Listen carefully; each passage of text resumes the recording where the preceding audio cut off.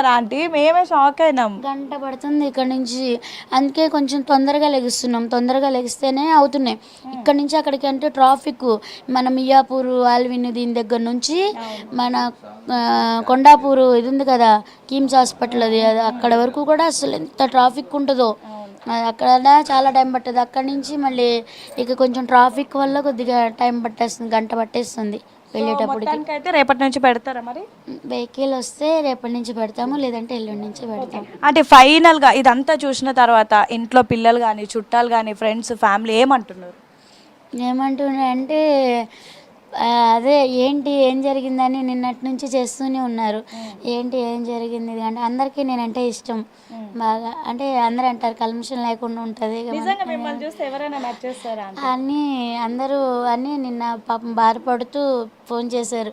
ఏంటి ఇలా జరుగుతుంది, ఇదిగా లేదు, కొంచెం ఇప్పుడే కొంచెం మంచిగా ఉంటున్నారు, ఇది అనుకునేటప్పటికి ఇలా జరుగుతుంది ఏంటి ఇది అని చెప్పి ఇంకా బాధపడ్డారు అందరూ. ఓకే, చివరిగా ముఖ్యమంత్రి రేవంత్ రెడ్డి గారికి ఏం చెప్పబోతున్నారు?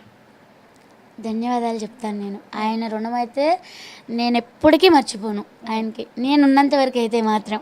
అది మరి వచ్చి ఫుడ్ తింటా అన్నారు, ఆయన కోసం ఏమైనా వెరైటీస్ చేస్తారా? అవే ఆయనకి ఏది ఇష్టమో అది చేసి పెడతాను ఆ రోజు. ఆయన ఎప్పుడు వస్తున్నారో కొంచెం తెలిస్తే ఆయనకి ఏది ఇష్టమైతే అది చేసి పెడతాను. రేవంత్ రెడ్డికి కూడా అంటారా 2 లివర్లు 1000 రూపాయలు? Okay aunty, thank you so much. So మొత్తానికి ఇది ఫైనల్గా రేపటి నుంచి Kumari aunty is back. Thank you very much Revanth Reddy garu sir.